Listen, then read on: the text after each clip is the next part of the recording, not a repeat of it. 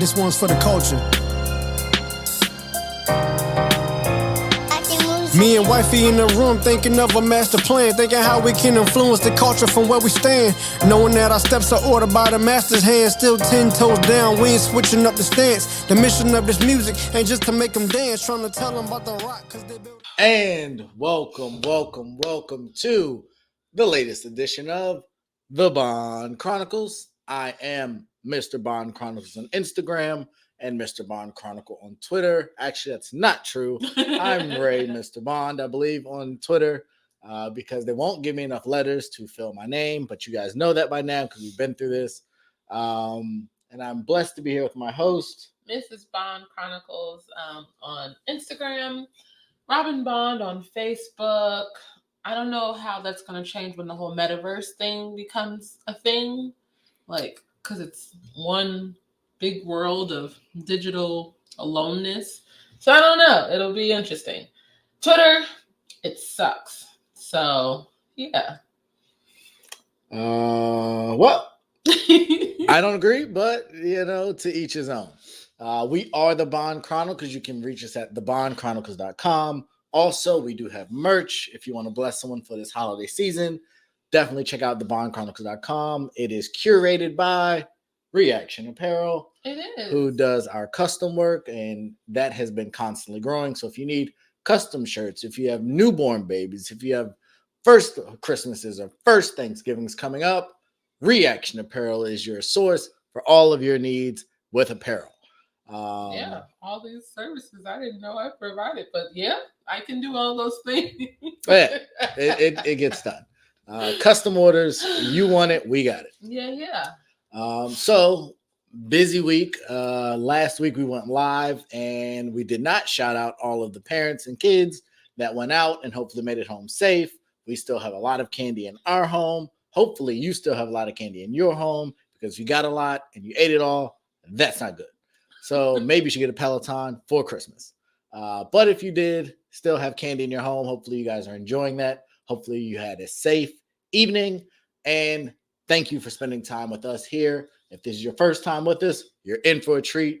If it ends up being the last time you listen to us, thank you for all the time that you've shared with us. But we're going to be who we are.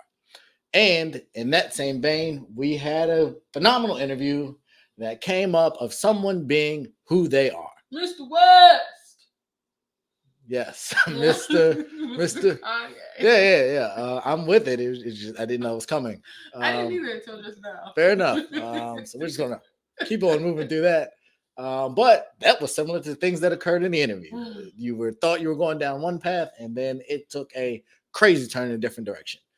Some very volatile and incendiary, some thought-provoking and what's the word? Inspiring. Incendiary? Really?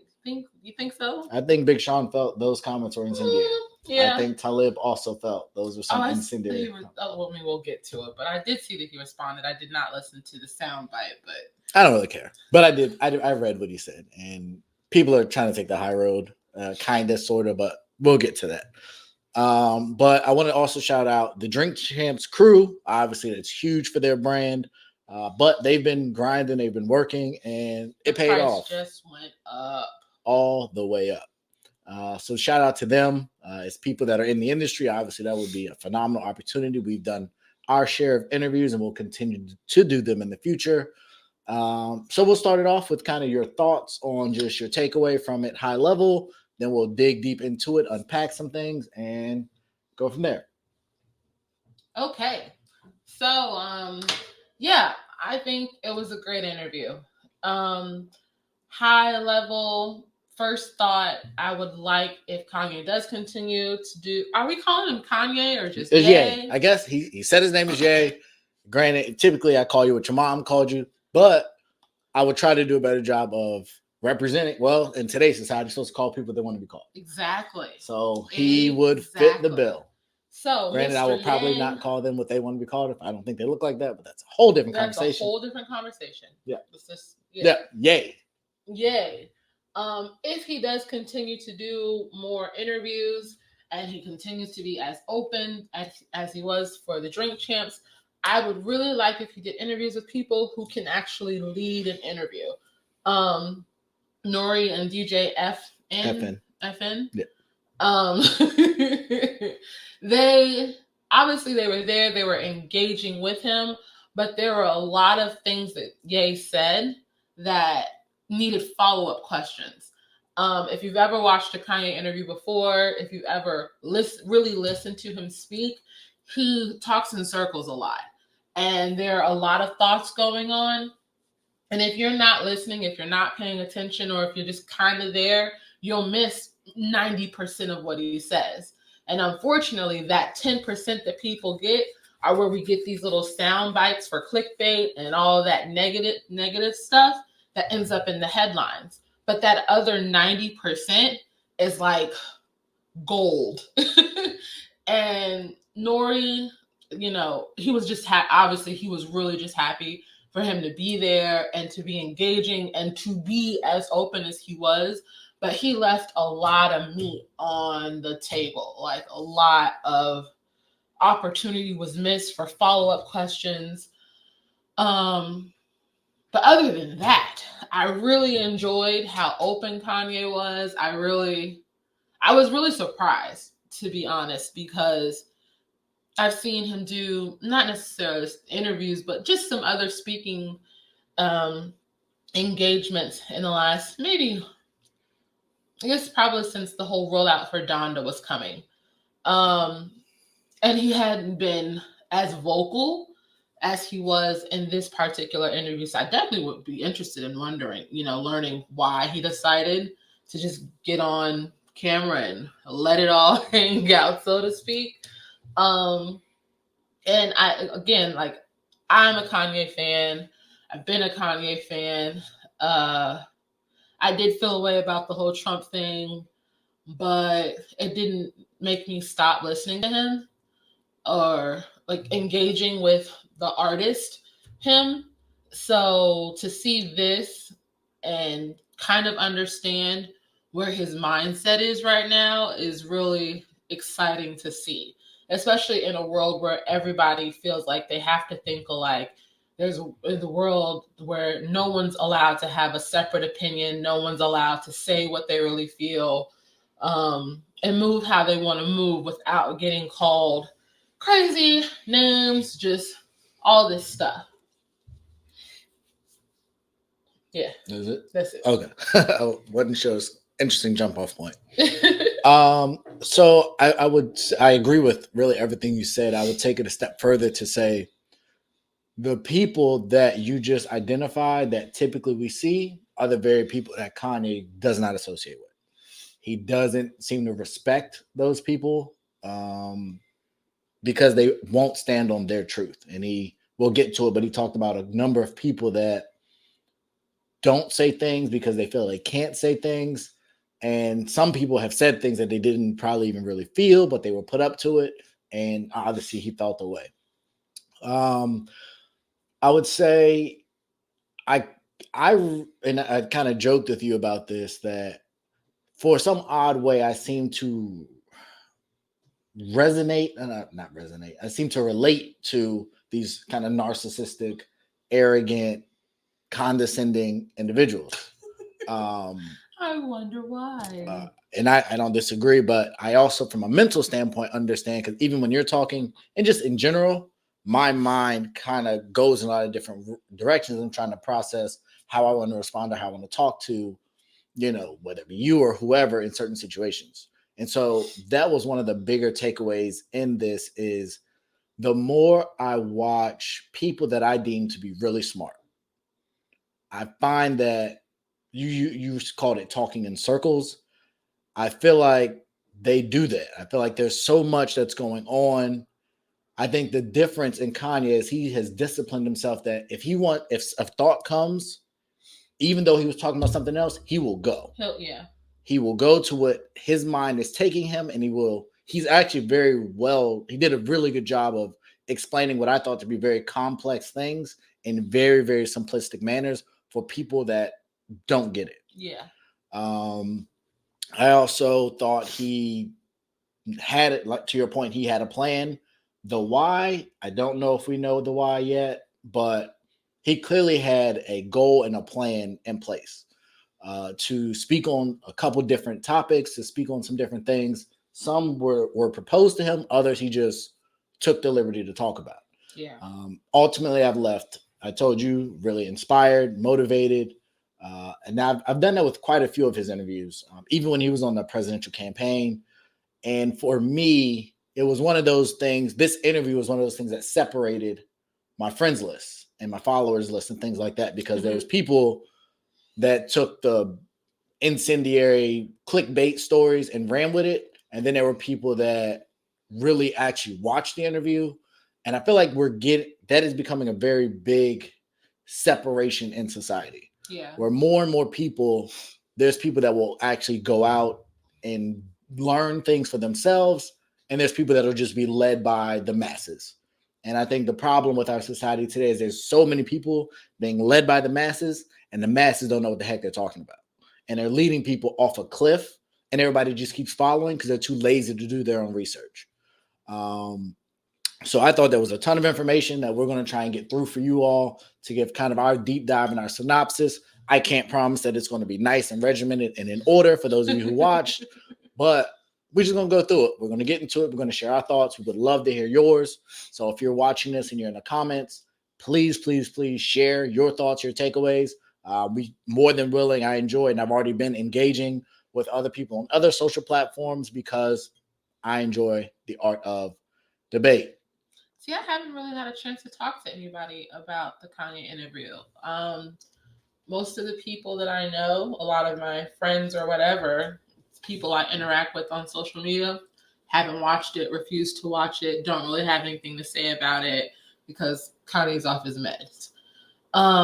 Which is unfortunate because I really do. I mean, like, obviously I've talked to you about it. We've watched it together twice.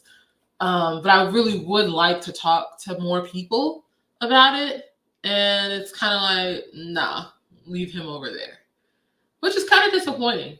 I mean, it's not kind of disappointing. It's really disappointing when you think of everything that he's accomplished. Like, take the Trump stuff out, take all the political garbage out, whatever, and you think about everything that he's accomplished as a musician, as a Black man, as an entrepreneur. Like, everybody says that Jay-Z is the blueprint. Well, if Jay-Z is the blueprint, Kanye has followed the blueprint and taken it to a whole nother level on a lot of different levels. And the fact that people just refuse to even acknowledge how intelligent he really is, it blows my mind.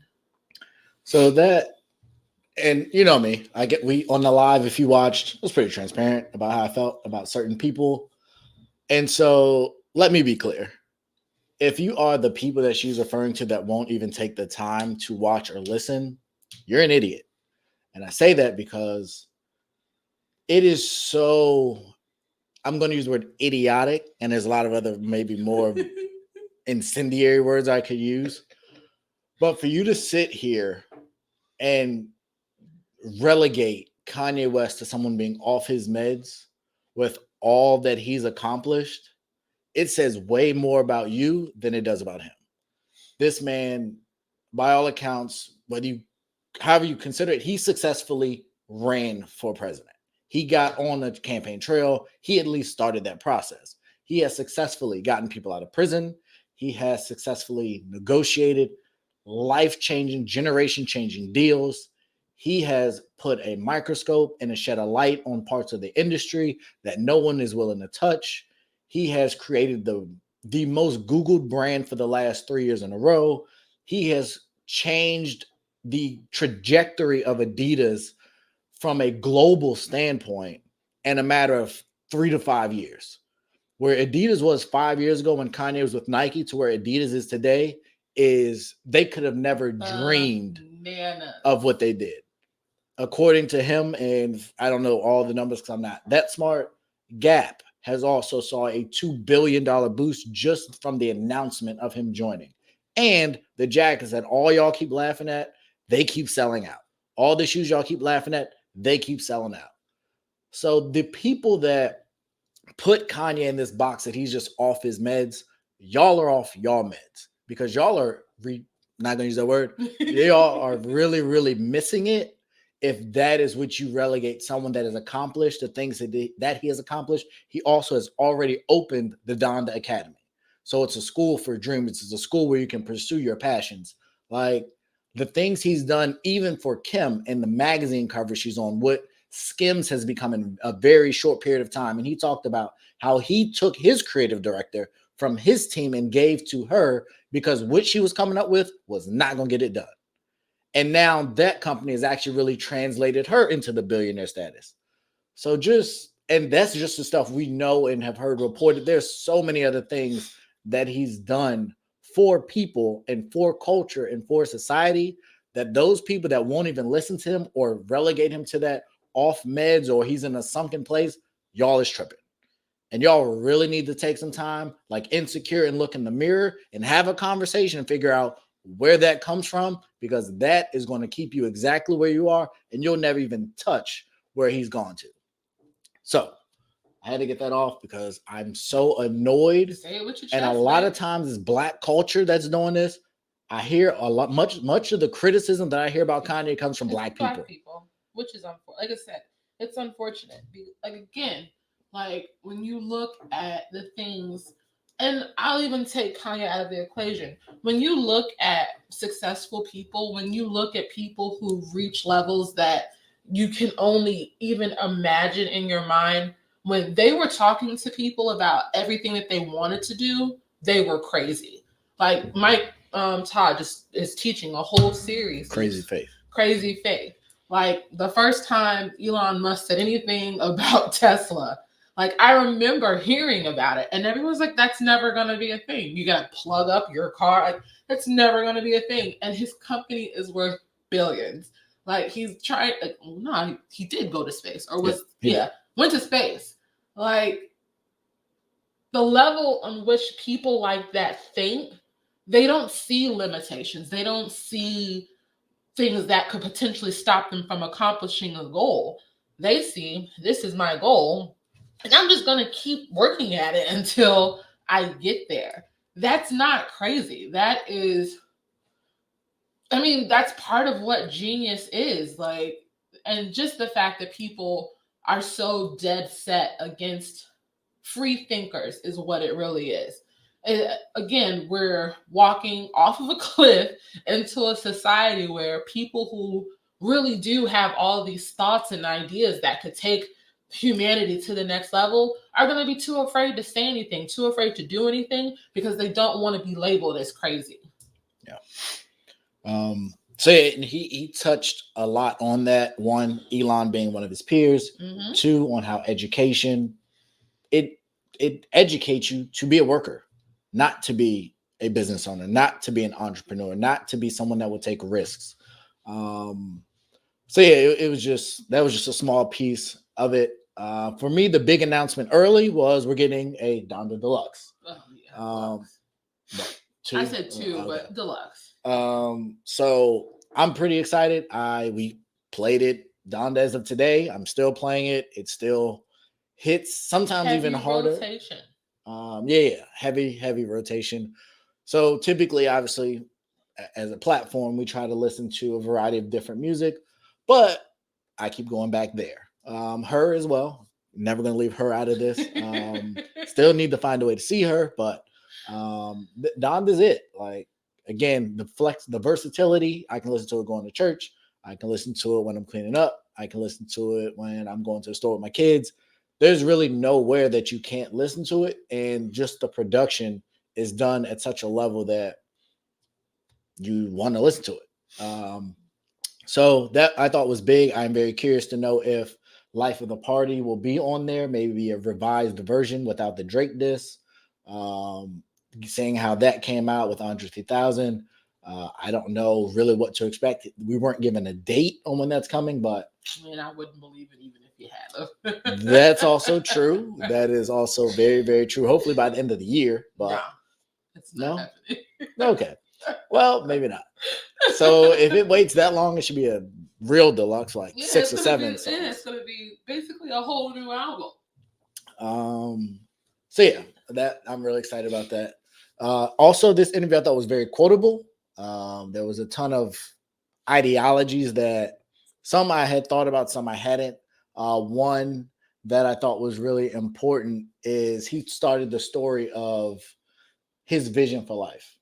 And his vision for life was, he told the story of the CEO of Balenciaga came to pick him up, and he dropped a ton of names in this interview, which just was kind of an ode to, I'm that dude.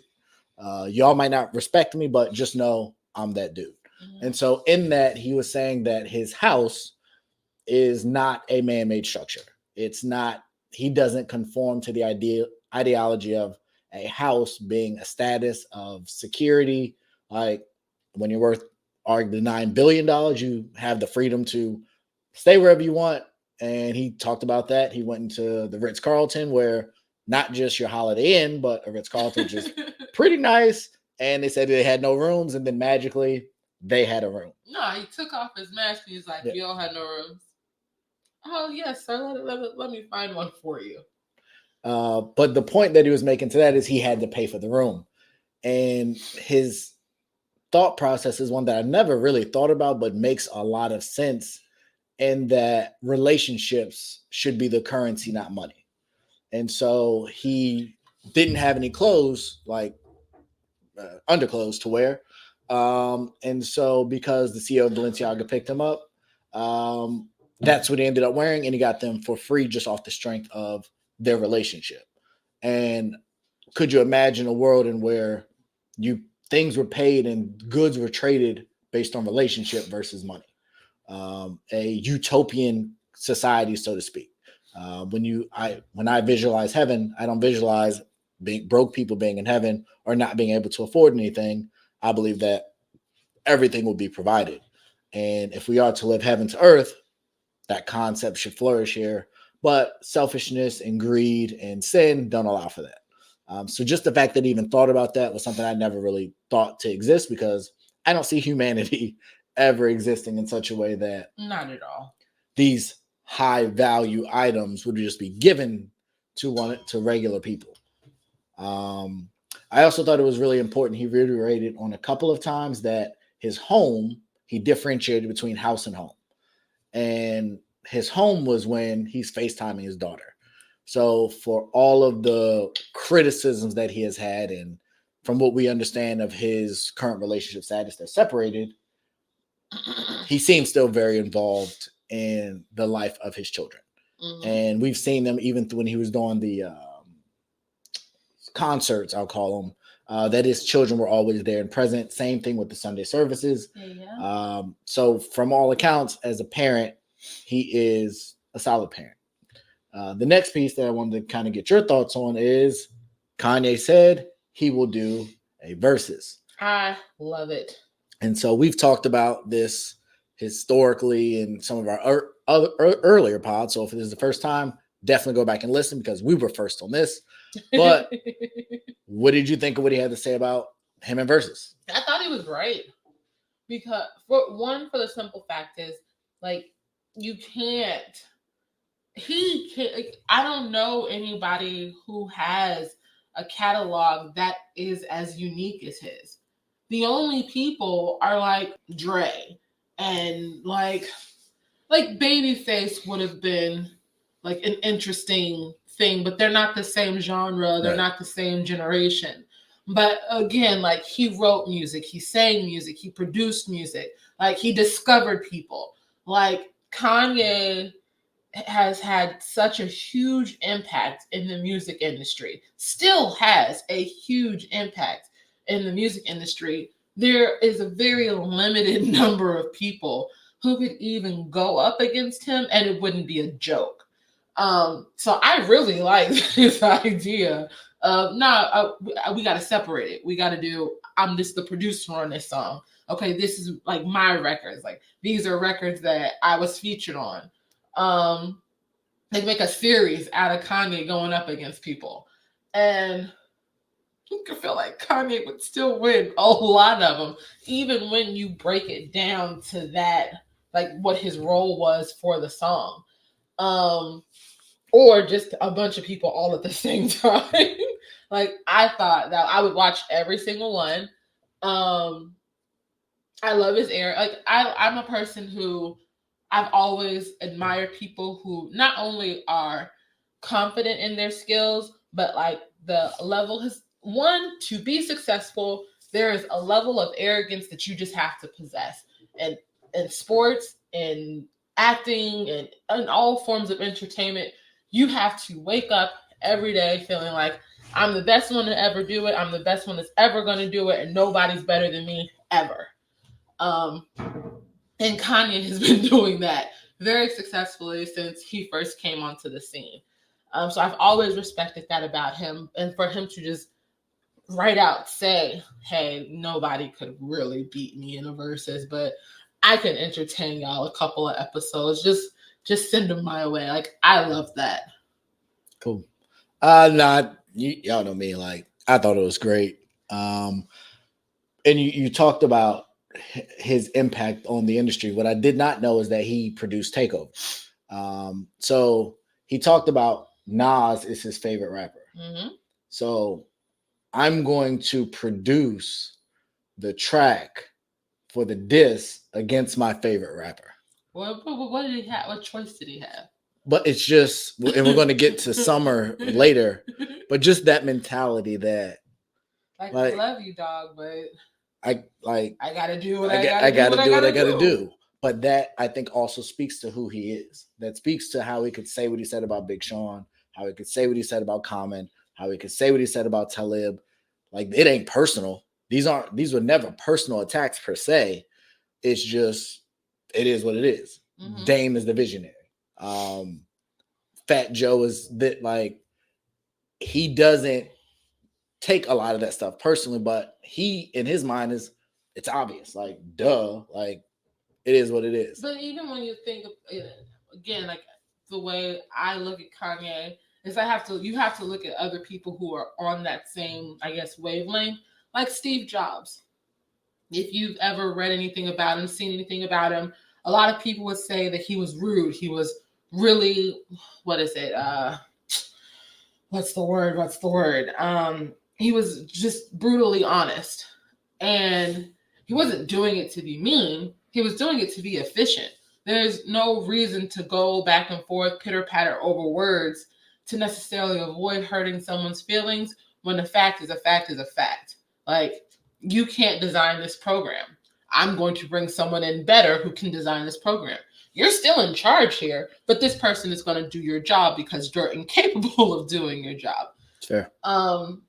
We saw the after the Donda release where the text message came out of I don't know if it was a producer or an engineer, and he came up with some story as to why he wasn't there. And Kanye was like, don't worry about it. Don't worry about it. Get out of here. Go find God. Yeah. Because there's a level of excellence and expectation for that. Yeah. People on that level. Like, you don't just show up for work and you think it's going to be okay that you're late and your excuse is okay when I'm trying to succeed at something someone else has never done before. Yeah. It's just not acceptable. And it's not to hurt your feelings, but if you're not operating at the level of expectation that I need you to operate at, there's the door. Yeah. So no, I thought that was great. I, like you, have racked my brain for some time, and I don't see anybody that competes with Kanye. I've seen a lot of people on the internet saying M. I don't know what Eminem, y'all are. Like, what do you mean saying Eminem? That's what a bunch of people say. Eminem has a catalog that can compete with Kanye. I don't see it. I don't get it. I've never got the Eminem bias. I've never been one of these people that thought Eminem was a top greatest rapper of all time. I think he benefited off of his race. I think he was talented. He came at the right time. He was around the right people. But top rapper ever, I don't see it. Love Lose Yourself. Really enjoyed 8 Mile. But he's just not. The closest thing for me would be Wayne. Just because Wayne's catalog is great. Wayne has a ton of features. Wayne has a ton of mixtape stuff. Wayne has a ton of number ones. That's the only person I think even comes close in that ballpark. But you're talking about just like songs that he's done. Yeah, Like, just 20 songs that you were a part of. yeah. Um, But that becomes the problem. 20 when you make it that broad. yeah. It's like 20 songs I was a part of. Like most of your favorite rappers have beats that I made. So I also didn't know, and I'm not a Lil Nas X fan, but I recognize his importance to current events. I didn't know Kanye produced his Industry Baby record, which I think was #1 as well. I don't think he would play that in the verses. And we were watching Joe's podcast, and he was playing some songs that were really dope. And I was like, most of these probably wouldn't even make Kanye's verses, but they would beat most any song from anybody else. So yeah, he has compiled a discography that to me is probably second to none. Maybe Mike or Prince has a bunch of stuff in the tuck we don't know about, but to do it for as long as he's done it at the level that he's done it, like I think Donda's phenomenal. He probably wouldn't play a Donda song off in a verses. So yeah, definitely excited for that. I saw Timbaland put something up asking people who should battle him. Bro, I posted on you did right after he said he would do it. I took a picture of the TV screen and I at him versus and Swizz like, hey, he said he would do it. Y'all need to make this happen like ASAP. Yeah, that'd be a great Christmas present. That would be another. They talked about historical moments with him saying George Bush doesn't care about black people, him and Taylor Swift. Kanye in the verses I think would be one of those. I was here when this happened. I think it would be that kind of event. And I would imagine, based on what I've seen from Timbaland and Swizz and Triller, they would make sure it did what it was supposed to do. So I think that would be great. You need some coffee? I do. I would love some coffee, but the baby wouldn't like coffee right now. That's too late. Very smart. Hopefully he grows up to not drink coffee like his dad, but who knows? So he touched on another thing, and we'll kind of segment to more serious topic. And he said something that we could become the first society to be civil. And that sounds like such a okay statement. But when we've talked about the history of civilizations in this world, and I've talked about what I think it takes in order to accomplish a goal based on the history of the world in which I've seen. And so I guess my thought to you is, do you think, we talked about the utopian society earlier in this conversation, do you think we could ever get to a point where we could have an actual civilized society? No. I just don't. Realistically, again, if you look at what the world is now, if you look at the way things are now, you can't even disagree with someone without it turning into a full-blown argument, without it being, oh, I can't stand you, I hate you, you're a worthless person, I don't even want to be your friend anymore.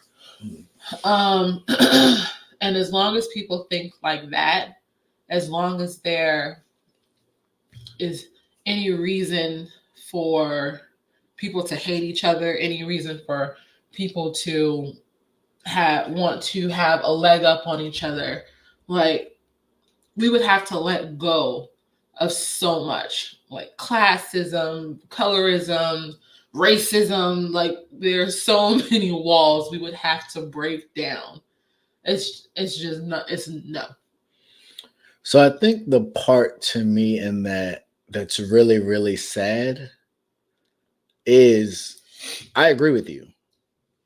The problem with that is the people who would benefit the most are the ones who are least likely to do it. Mm-hmm. And the pie in the sky is what Black Wall Street was. And it thrived in what it was. But there's no way that if people stuck together, if they call it the public, if they call it, I forget what it was when the whole GameStop stock market thing happened. Oh yeah, hold the line. Yeah, but it was two different groups, and I can't remember the two different groups. But history has repeated itself in that there have been moments in time where people could either band together or they could separate. Mm-hmm. And had they chose to band together, it would have changed the world in which we live in. Mm-hmm. Most recently, we started the Kaepernick series. If when Kaepernick took that knee and they suspended him, and yes, there will be casualties of, if you want to call it war, Mm-hmm. there will be casualties. I have taken L's because of my principles and my morals. Many people have taken L's because of their principles and their morals. The problem is, too often we take them individually. Right. But if you collectively take an L, it becomes a W. And had NFL players stood beside Colin in that time, mainly black players because they're the majority of the league, basically, they would have got changes. I look at what happened, and now I'm going to go in a completely different direction, but I already told y'all that could happen, so y'all just got to go with me. I look at the jury that was just selected in the, and I know you're not supposed to call it the Ahmaud Arbery case, but just for the sake of understanding what I'm talking about in that case and how the system works. I saw when Meek Mill went to jail and Robert Kraft showed up on his plane, Meek went free. I saw that after NBA Youngboy's album went #1 while he recorded the entire album from jail and did no promotion because he was in jail. I saw after that, he got out of jail. I also saw Bobby Shmurda never got out of jail until the duration of really his sentence because he didn't snitch. My point is, there are people in this world that care about things. Typically, it's money. So if after that George Floyd situation, Milwaukee says, we're not just not playing tonight, we're not playing until policy changes. Not until you promise it, not until you campaign it, not until you give us a hip hop month or make Juneteenth a national holiday. Until you pass these bills, until you change this policy, we are not playing. I promise you, things would change. They didn't make it 2 days. And it's not even just the people, not playing. It's even participation from us. Like, stop watching football. It won't kill you. Stop watching football. Stop buying into a system that we continually complain about disenfranchising us, but we still continue to buy into it. Like, it's the symmetry is plain as day. They do it because we continue to allow it. All these things happen because we continue to vote these same people in. All this crap is just a vicious circle of. And really quick to that point. So the infrastructure bill has been sitting for months. It's been sitting. You know why that infrastructure bill passed? Because Virginia elected a different governor and New Jersey almost elected a different governor there as well. Once Democrats realized they're not buying our game, magically, we have an infrastructure bill with stuff put back in that they had taken out. Now, are there still a bunch of waste and stuff in the infrastructure bill? Absolutely. Sure. But the point, taxes are going up. And Youngkin, you said this gas tax and food tax is getting rid of this. So I'm holding you to that. But it's evident we get the wins. We look at unions across the country who have won big settlements. Teachers unions have gotten raises. Like, there's so many examples of, if you are willing to stick it out, you can get what you want. But we can't do that. And to Kanye's point, and I thought this was really poignant, and I thought it was really, I was impressed that he was willing to say it. He said, our black leaders are selfish. And we've talked about the Tyler Perrys, the Oprahs. I've talked about the Jay-Z's and what I've seen, how I've seen him move. We talked about the halftime show and all the different things. And I think it's true. Al Sharpton and them, they don't really care. Ben Crump, I be real, he be shaky to me. He provides a lot of awareness with his platform, but he's an opportunist. And I think these people are selfish. And me and you talked about this a long time ago about even with white advocates. White advocates want to advocate until it starts costing them something. When Rachel Nichols realized that, it wasn't Carrie Champion, and not Malika Andrews. I can't remember her name. I'm looking at her face. But the girl that they wanted to give her a job. Yeah. She said, give her a job. Just not my job. Don't give her my job. And that is too often the mindset.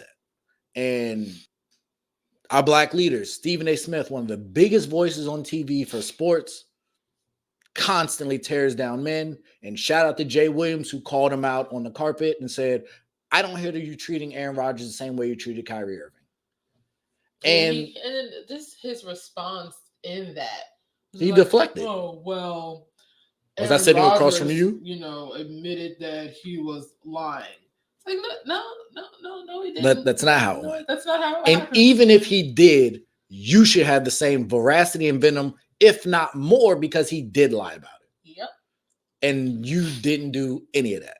So again, I've been off him for a while, but these are just so many examples of if you stay united, what you can accomplish. I have a lot of issues with the alphabet community, and that's not to be discriminative, but I don't want to leave a letter out. But they are unified, and they have accomplished more in a short period of time than probably any minority group that I can remember in history.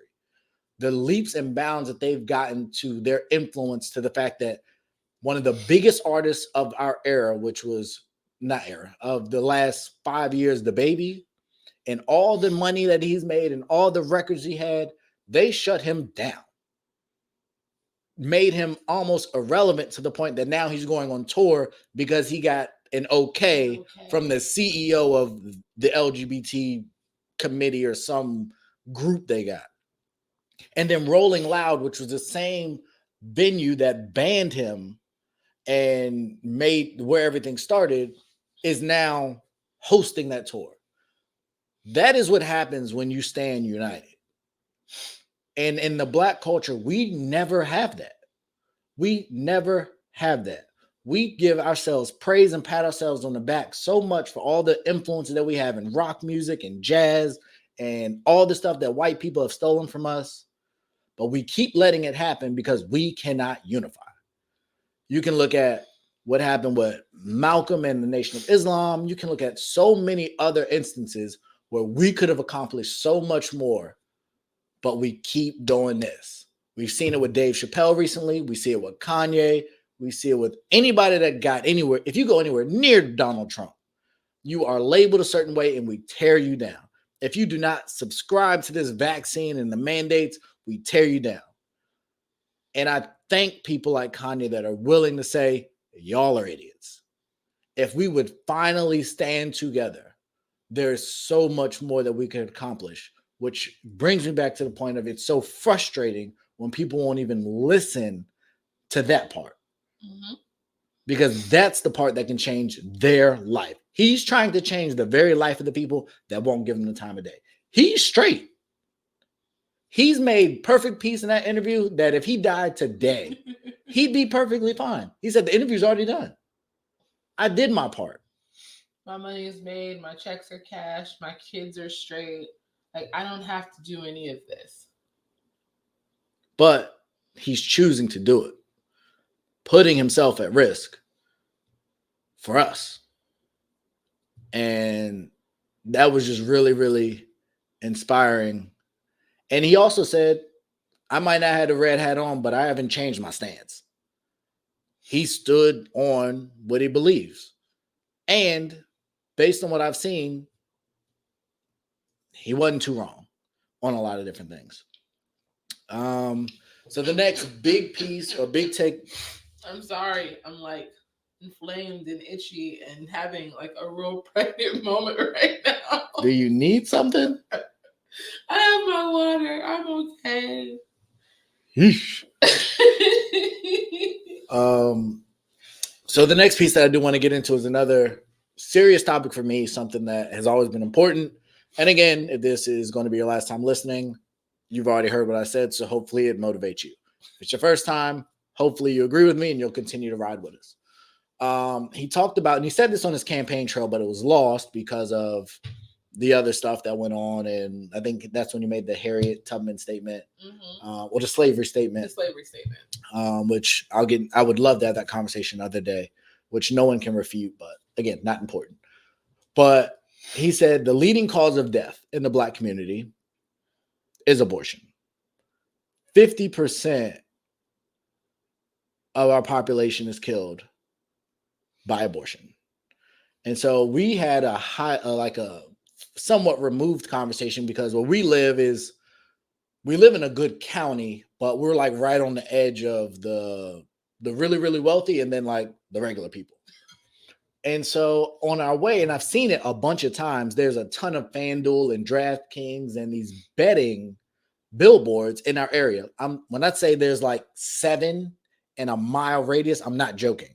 BetMGM, DraftKings, FanDuel has like 4 of them. Yeah. And where they are is an area where you drive through that's low income, mobile homes, not like long-term rental situations, like not where the wealth of the county would be.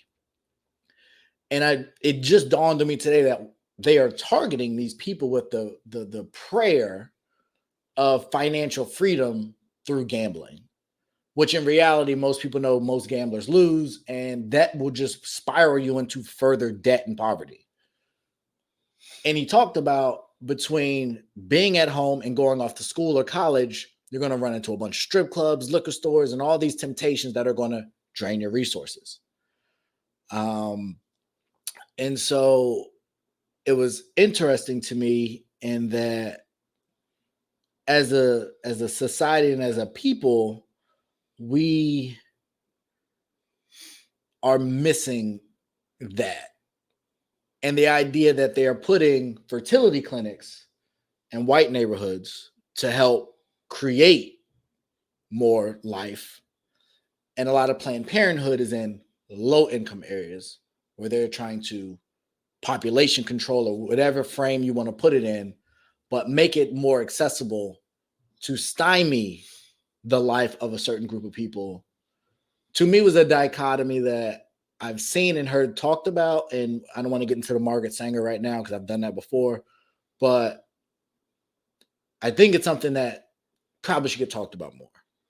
So for me, that was very telling for him to bring it up. And I don't know how he got there, but he got there. Well, originally the thought process was when people are running around in life trying to find all these things that fill them, all these things that give them the same enjoyment and fulfillment that relationships give, the love of family, the love of home.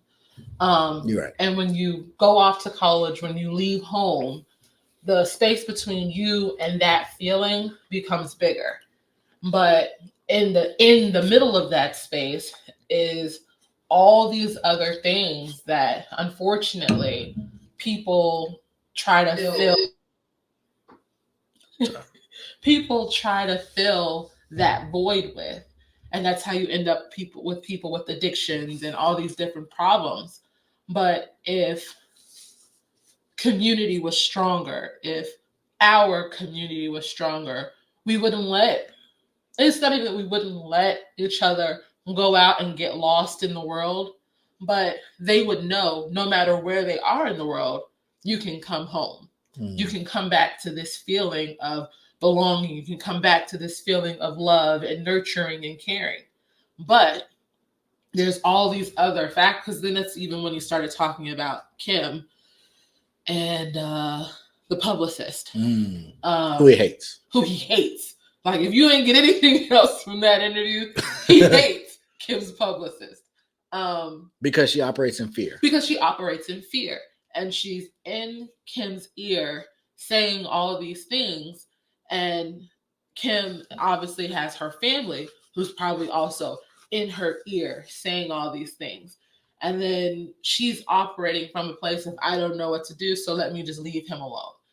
And for him, he knows what it's like to grow up in a single parent household. He knows what it's like to feel like you have to pick between your parents when you love them both. You're a combination of them both. And that community, home, love, all of those things are so important. And the way that the world is structured now, people don't find it as important as that. We did a whole series about it. People don't find it as important to have community anymore.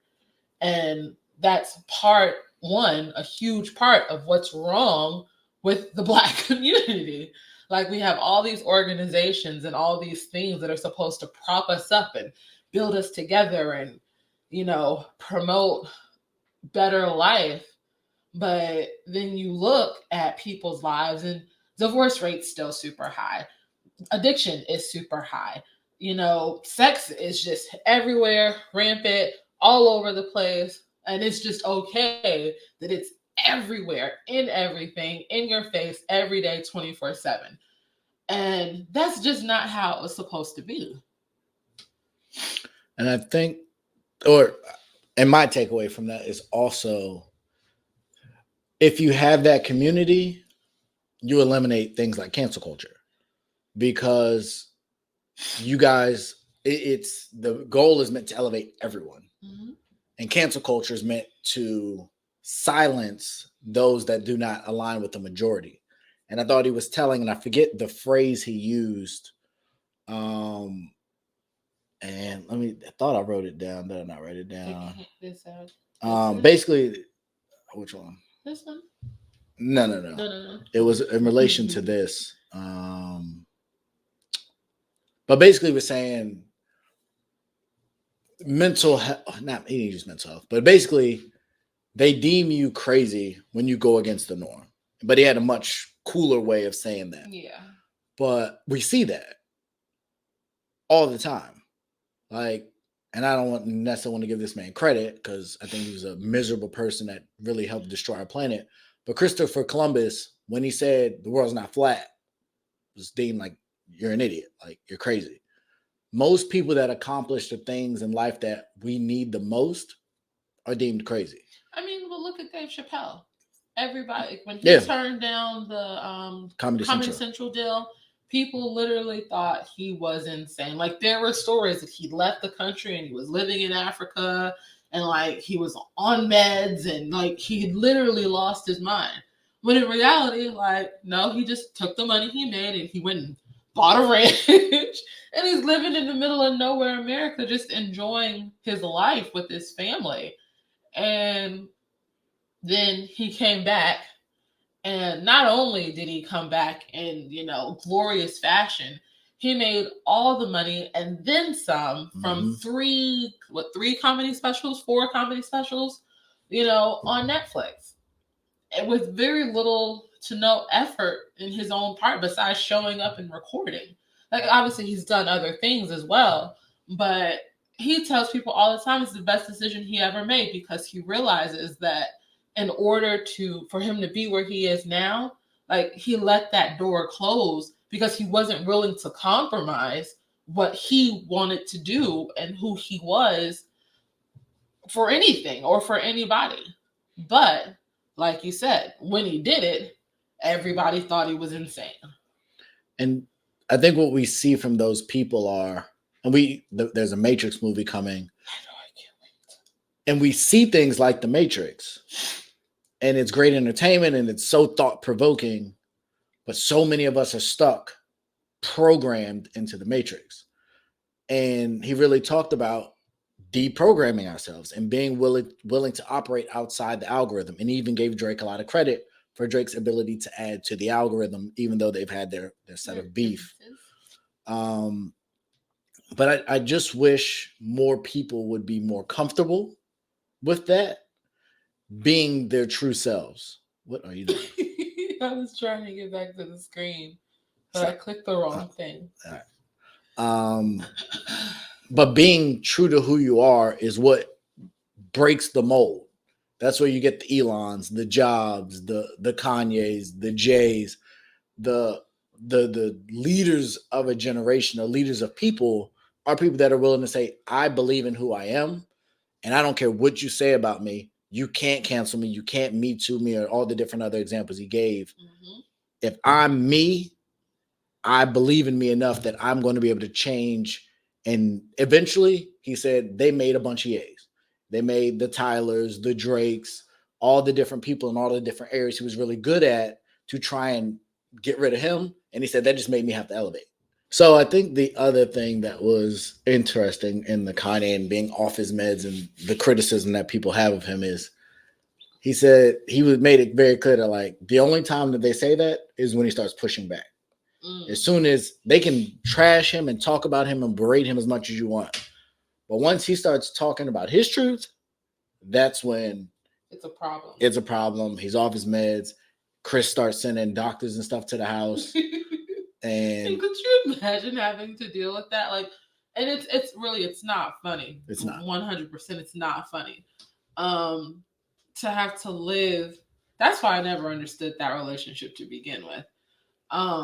But to have to live under that kind of scrutiny, and you would, as a celebrity, but then to come home and still have to deal with that level of scrutiny, like, I'd have told Chris to jump off a cliff a long time ago, but that wouldn't have worked.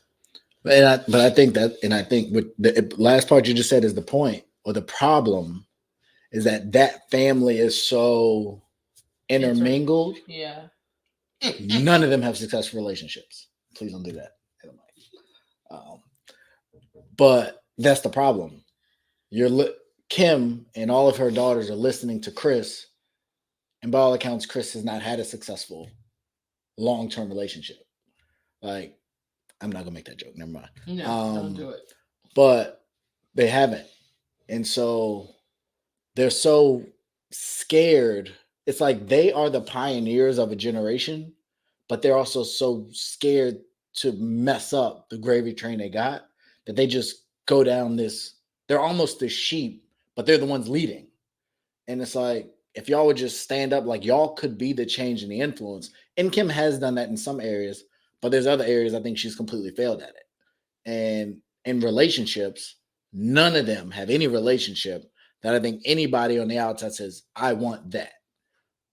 Kim had the closest thing to it, and she's trying to destroy it because she's letting the wrong people talk in her ear. As much as they want to criticize Kanye, we talked about it, he has done exponentially more than all of them, and it aided all of them in a ton of different ways. But they miss it somehow. They think their way's better, and it's disappointing. And with 4 really small children, I think all are under the age of 8. Some are like 2 and 3. Well, North is like the same age as Courtney, maybe a little younger. Right. So I don't think, but the rest of them are pretty young. Like, that to me is so problematic and so small-minded that it's apparent he still loves his wife and wants his marriage, but he just doesn't want it under the terms in which it's been operating. Correct. And which is understandable. His again, if you saw the interview, it's very clear that at this point in his relationship with her, he doesn't care for the publicist. He's not a big fan of all the nannies. The TV shows. He doesn't want to do any more TV shows. He's tired of having cameras in his house, which obviously is understandable. They've been on TV for 20-something years, and they filmed God only knows how many episodes, and it's just a lot. And again, when you are already one of the biggest, most talked about celebrities in the world, and then your wife or your husband, you're in a relationship with someone else who is equally followed, watched, talked about in the world, why do you want to come home to a circus?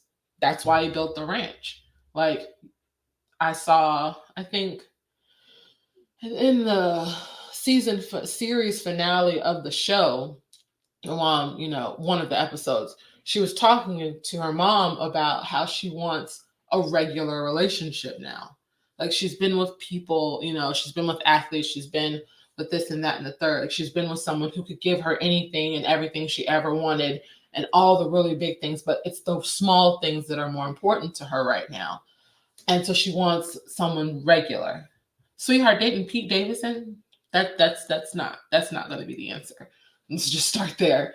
But in that same vein, like, this man bought what was it, 2,000, 20,000? 12,000. 12,000 acres of land that you could pretty much put whatever you wanted on said land.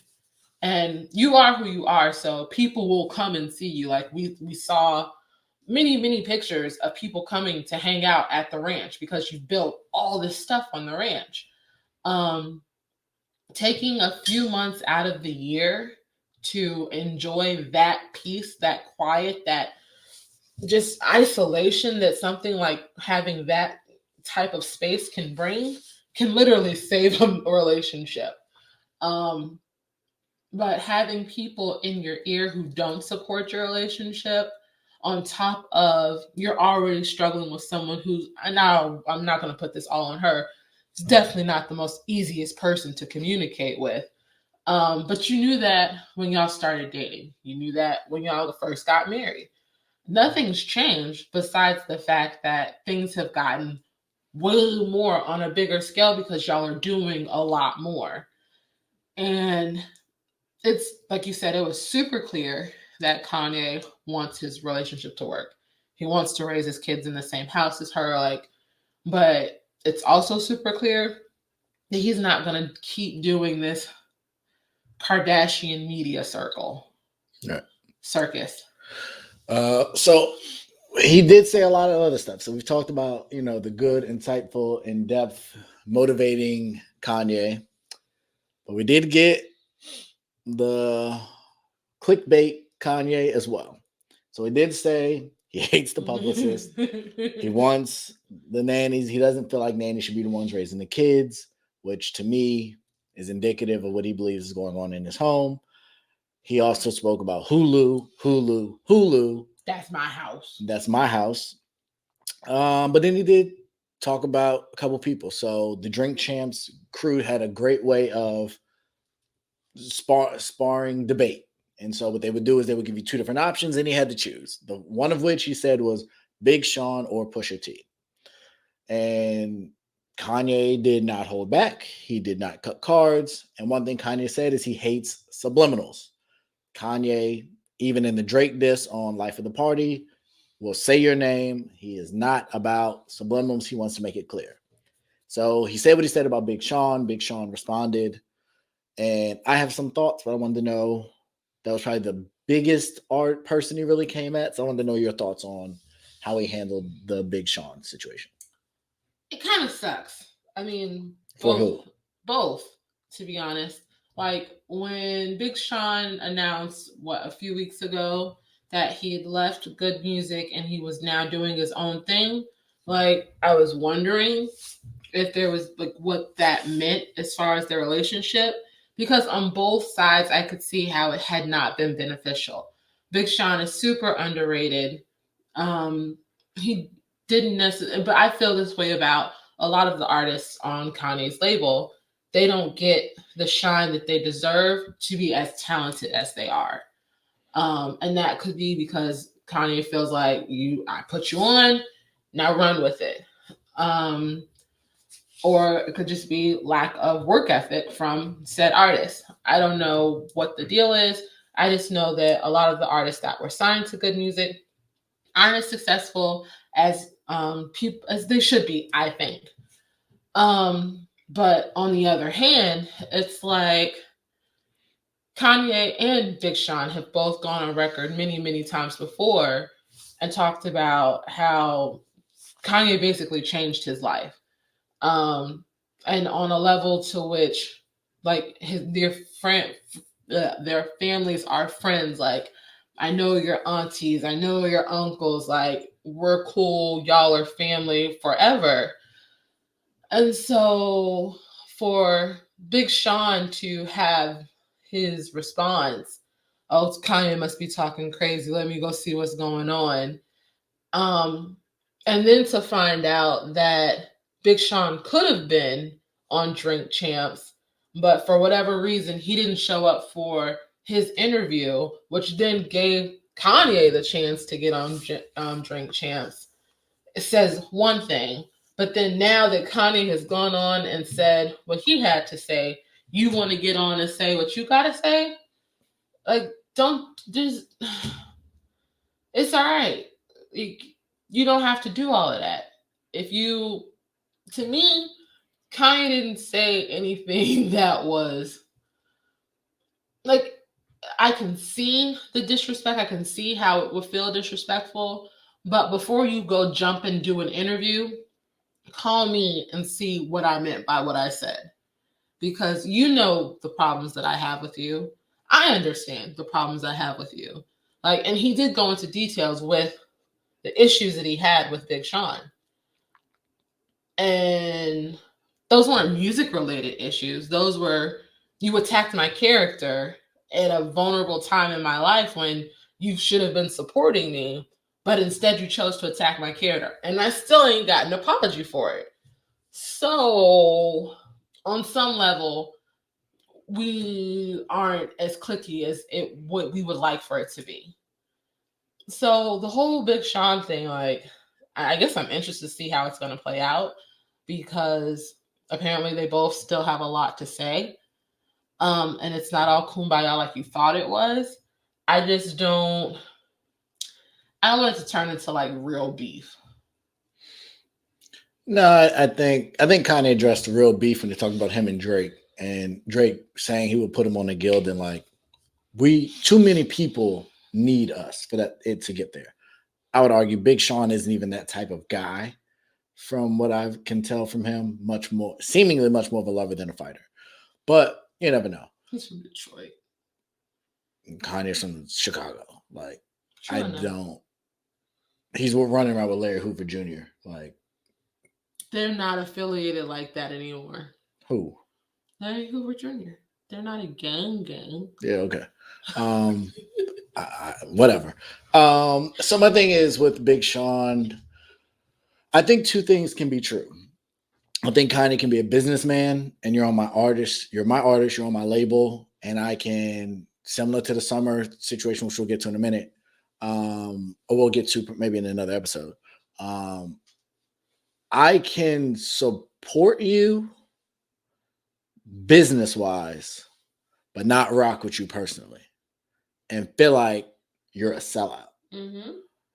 And so for me, what I would be most interested in is if he went on Drink Champs and he stood in front of why he said the things he said about Kanye, given what Kanye had did for him.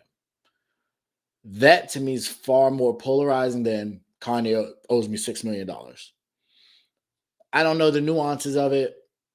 My understanding is most people sign bad deals. Maybe he does owe him that. Maybe he doesn't. I'm also of the mindset that if you really felt all those ways, you should have said it before Kanye said what he said.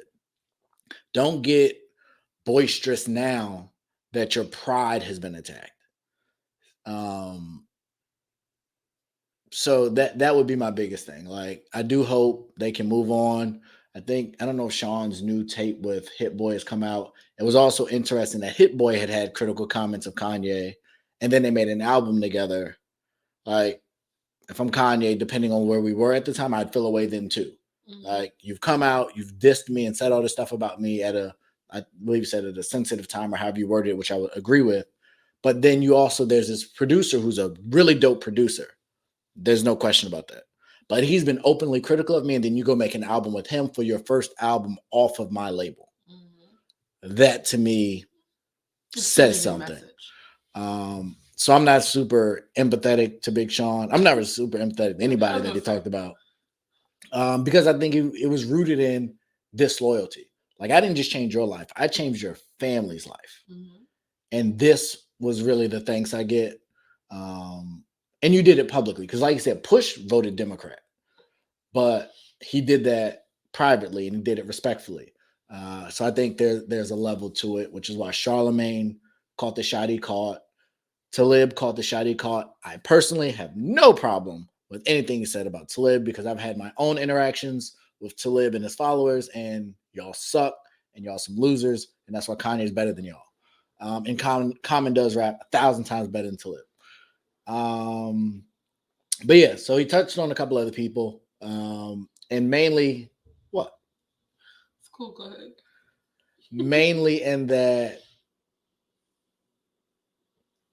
this has kind of been a recurring theme of society using Black people to tear down other Black people. Mm-hmm. Why do Black people allow that to happen? Because it's easy. What do you mean it's easy? It's easy.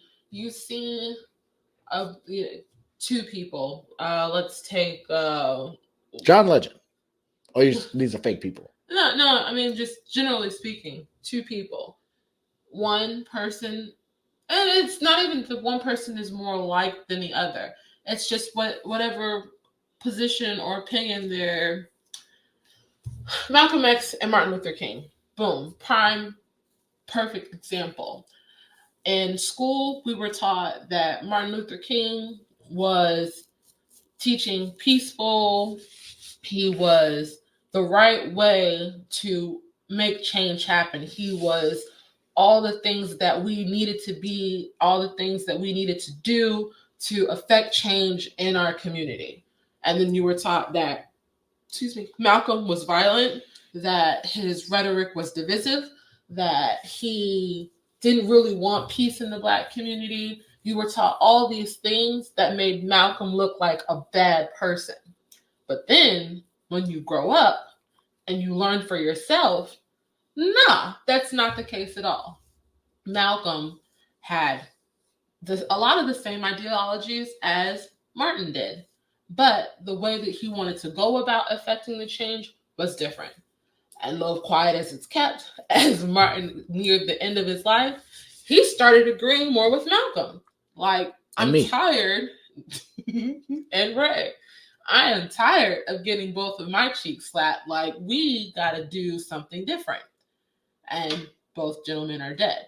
But white media took the images of Martin and his peace and positivity and attacked the character of Malcolm. He used, this is similar with the way that they brought down Fred Hampton. It's always the narrative that this Black person is the ideal, this Black person is the model, this is who you should be, this is the cup, this is the mold you should fit in. And this other one, nah, not so much. And unfortunately, they do use people that we aspire to be like in some way, shape, or form to tear down someone else that we should equally be admiring for different reasons.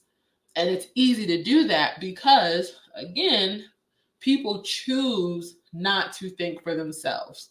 Instead of looking at why they're using two Black people and pitting them against each other, they're looking at, oh, well, yeah, he looks smarter, and on paper, this person is better than this person. So I'm just going to go with this person and leave that other guy just in, La La Land where he belongs because he's not good. He's not the good Black person. I think there's an incentive. There's money typically is associated. There's always money. The Fred Hampton, and we talked about that movie. If you haven't seen, please go watch. Phenomenal movie. Judas and the Black Messiah. Shout out to Regina King for all that she did kind of in that time frame. And I heard she really killed her new role. I cannot wait to watch The Heart of We will definitely be covering that at some point, but we got a lot to get to for you guys. But we're going to make sure we give you our 2 cents and you guys can engage with us. But no, I definitely think that's important to somebody stop being that person. The Commons, the John Legends, and I saw all of them and I remember when Jay-Z was, I think when Hillary was running, and he came out and I think they did a concert or something. Diddy with the Vote or Die campaign. Which the campaign I'm not against because we did need to vote. But if you are being used in that way, you need to be getting more back than just you elevating your brand. Your people that you're motivating, that you're inspiring, that you're, in some cases, manipulating, they should also benefit. In some cases, all cases manipulating. Because it's, call a spade a spade. Democrats routinely parade out Black people when it's time for us to vote. Routinely. Like, we don't have to talk about it this episode, but obviously, look at our vice president and our president and vice president. They had every Black person that you could think of, that you love, that you like, that you read their books, you listen to their music, on the campaign trail for them. And so, it's kind of to that point. He said 94% of Black women voted for. Have you looked at the numbers? I have not. And so, is that bruh, I had to go and check, and I did fact check some of the stuff that you were saying, because it just didn't, for me, I'm just like, those numbers can't be right. And it was 94% of Black women voted Democrat. So that's nuts. I'll show you the graphic, but it was like 42% of Black. There were 42% of Black people that did vote Republican, but of the number that voted for Biden, most of it was Black women. Most white women voted for Trump. Like, it's the not like when you. But a lot of them had went away, which is what changed Virginia this time around. Yes, is they came back. They came back. They realized in just a year, not even a year, the error of their ways. But that to me is just really frustrating that we keep doing the same thing. And that, like I said, that number is just astounding to me that it was that big. And we've joked about it on here, but he said the same thing. Like, where's she at? Like, what is she doing? Like, what is she advocating? I miss the president on Twitter. Like, I miss getting updates. The only things I get updates on are from like CNN or BBC, and they don't be shedding no kind of light. At least if they were talking, I might could get something positive to go off of. Y'all don't tell me nothing, so all I got to go off is the news, and the news ain't doing y'all no favors either, which is why your approval rating's trash. Like, I cannot fathom and understand, and I had a lot of conversations. I've thrown a lot of prodding shots at people about, where's all my Biden voters? Y'all real quiet. And I had, I think Mike said they're on Reddit. He was telling me about Reddit recently too, and I've been on there, but I mean, I'm just gonna sound old. I don't really understand how it works. But I do want to get on there because it's a great place to have conversation with people. It's clearly a huge forum, and there's a huge community of different communities there. Yeah. But like, that's just, so what are we going to do? Y'all voted Democrat again, even though you're not seeing anything. The gas is high. It's getting progressively worse. Food is short. Stuff is stuck at the pier. People are not going back to work. Like, and I don't want to hear no excuse. And I haven't really heard this excuse. And I'm glad that this was, well, Trump left the economy in such a bad place that this isn't Biden's fault. No. If it happens on your watch, it's on you. And all these mandates and all this stuff y'all putting in place, that's on y'all. These hospital workers in all these states, whether it's Kyrie or hospital workers that ain't going to work, these bus drivers and all these people that don't want to work, that's on y'all. And so how people continue to vote for that, I don't get, because I don't like that my gas is ridiculous. I'm spending almost $60 to fill up. It's wintertime. It was one thing if it was summer. Yeah. It is going into fall and winter, and I'm still paying $60. They said the energy rates for heat this summer going to be up. Like, food prices are up, but there also ain't no food. Like, we had to go get diapers. There was one thing of diapers left. Yeah, that wipes is low. Like, I don't even understand. Like, we are about to be back almost at square one, where people are hoarding toilet paper again. And it's just, you told us we would be back to normal. You told us this was going away, that you were going to fix it, and it sucks. Like, we are not there. And so 94% of Black women, I'm looking at y'all too, because y'all helped do this. But I'm done with that. Are you sure? I'm done. You got it off your chest? I did. So really, I want to wrap this for me giving Kanye, he don't need it. he knows who he is, but giving him his flowers for his mind, for his ideology, for being willing to be the person to take the public castration, to be the person that is constantly talked about when he doesn't even talk a lot. I really wish he talked more. I think it would help his cause to a certain extent, but I think it would hurt his cause also because the people suck, not because he sucks. He talked about how having money changes your values. And so if we had a more cohesive society, we would have less crime and it'd be less negative impact because you wouldn't need to rob people. You wouldn't need to murder people. You wouldn't be as jealous if everybody had. But when you have this class system where everybody, and he talked about the Jay-Z joke about, well, crabs shouldn't be in a barrel. They shouldn't. The same is true of society. If we don't, the society doesn't have to be this way. Like, but it is because the people at the very, very top want to stay at the very, very top. And the only way they can stay at the very, very top is if we allow them to stay there because we stay at the very, very bottom. And over time, the gap just continues to rise. And a lot of that is because we keep electing these trash politicians that are allowed to buy stocks, which to me just blows my mind that you literally write laws and write government contracts, but you can also buy the stocks of the companies that you're writing government contracts for. Like corruption at a whole different level.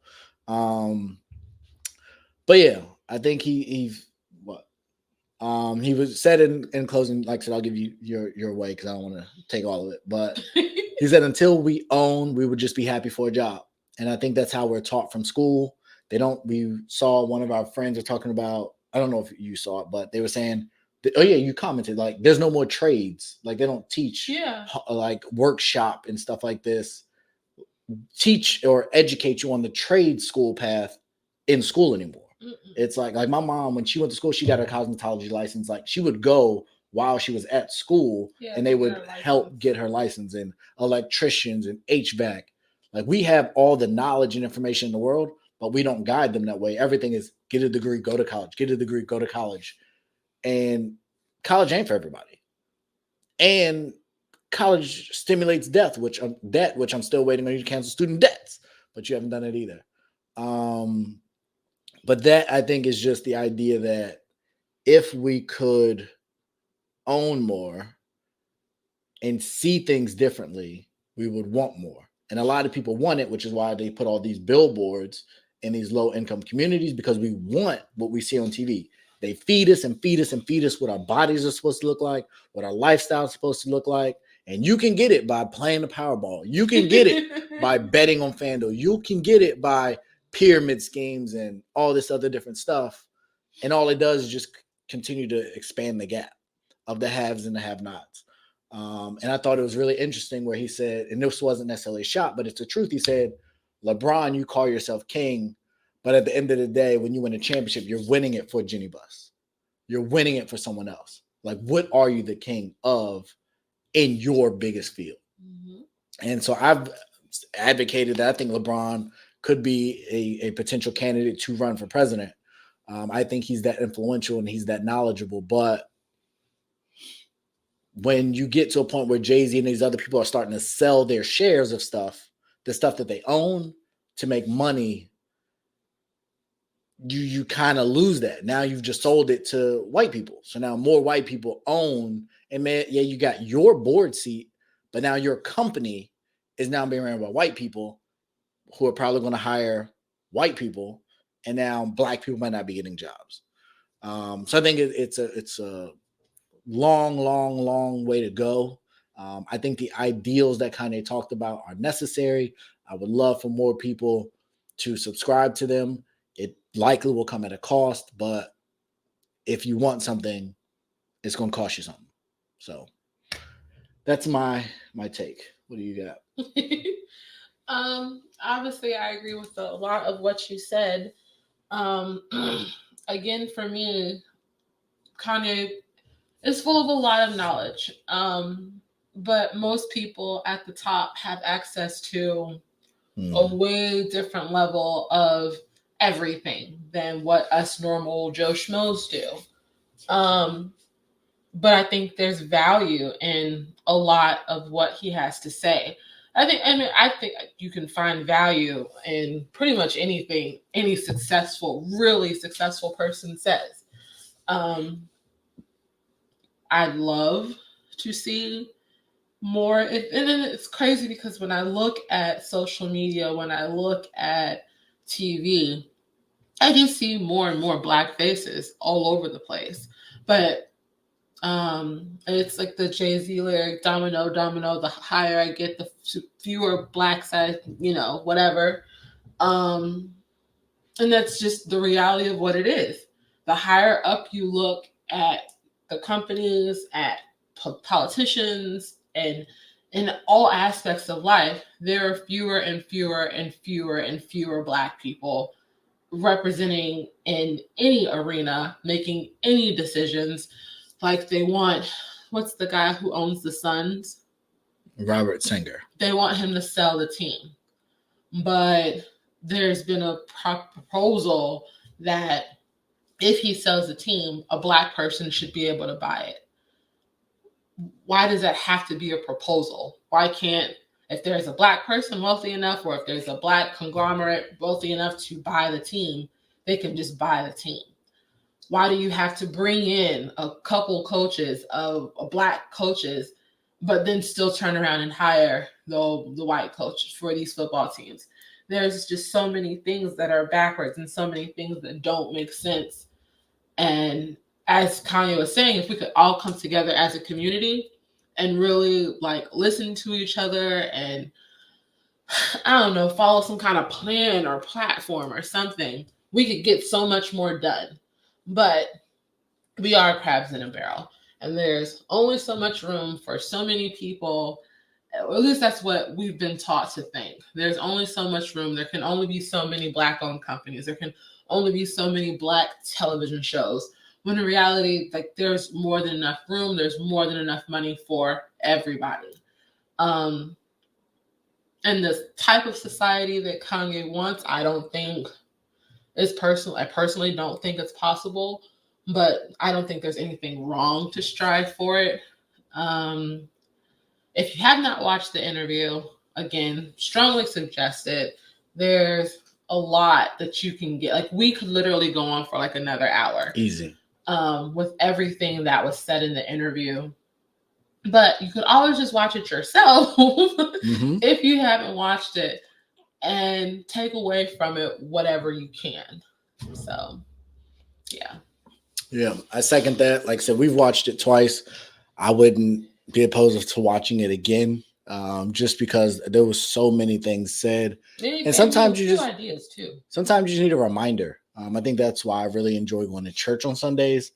A lot of times it's scriptures I've heard and I've recited and I can repeat, but sometimes hearing it again just does something different. And especially if you're at a different place in your life, that same scripture can have a completely different meaning and impact on your life. So I definitely highly suggest it. Shout out to Revolt and Diddy for putting that together. Shout out to Nori and the whole team over there, DJFN, Drink Champ. Shout out to Kanye for being a willing person, being Kanye, or being Ye. Yeah. So again, in life, things happen. You have the power to choose what you do. I think that aligns with everything we talked about here today. Choose wisely. Always bet on you. And again, because we're trying to get like Kanye and others, if you've been blessed by us, go ahead and be a blessing to us. Cash App's in the bio. Thanks again. We appreciate y'all. We love y'all. Have a good one.